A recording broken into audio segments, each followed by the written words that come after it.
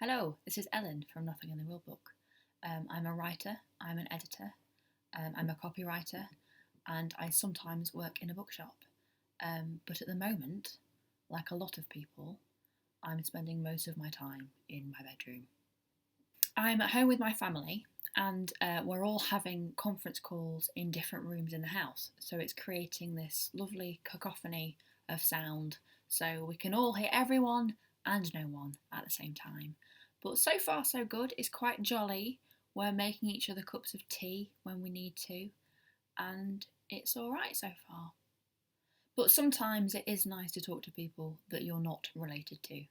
And one of the best things about being part of the Nothing in the Rulebook community is having the chance to meet all these different people from totally different walks of life, doing all kinds of creative things.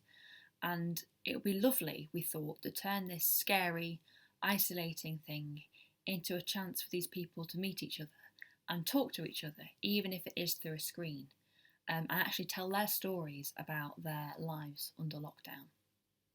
So I thought I ought to share my own story about life under lockdown. And what with me being a writer, I have written something. It's an essay called Make It to the Bench.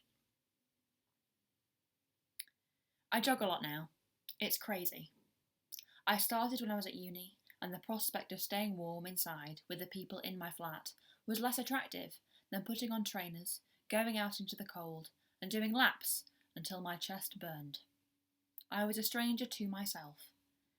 But then I got to know the stranger, and she turned out to be all right. At first, I could only make it to the end of the road. Then, I made it to a tree on the green beyond the road. The weeks went by, and I finally made it to the other side of campus, to a bench outside the admin block. Sometimes, as a treat, I sat down.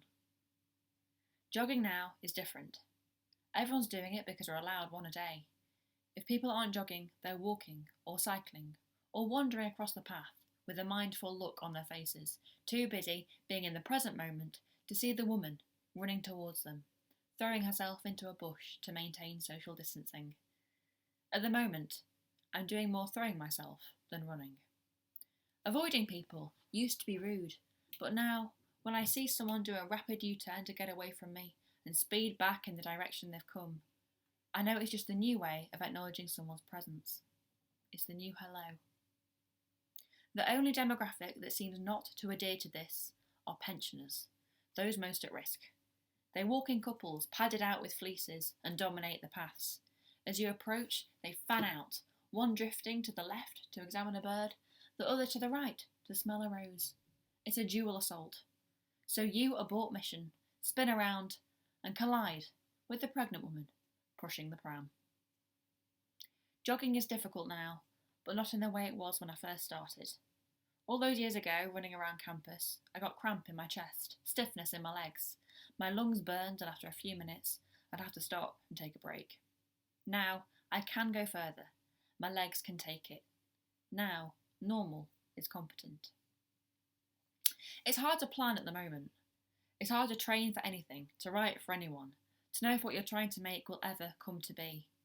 We're having to meet ourselves again, the people we're going to be in the after, tomorrow, next week, when it's all over. We don't know who else will be there to meet us. But I know my stranger well enough to know that she can do things I can't. First, you make it to the end of the road. Then, you make it to the tree. Then, you make it to the bench. Then, if you're lucky, you can sit down. So that is it. That is my story about life under lockdown, and I can't wait to hear yours too. So now, it's over to you.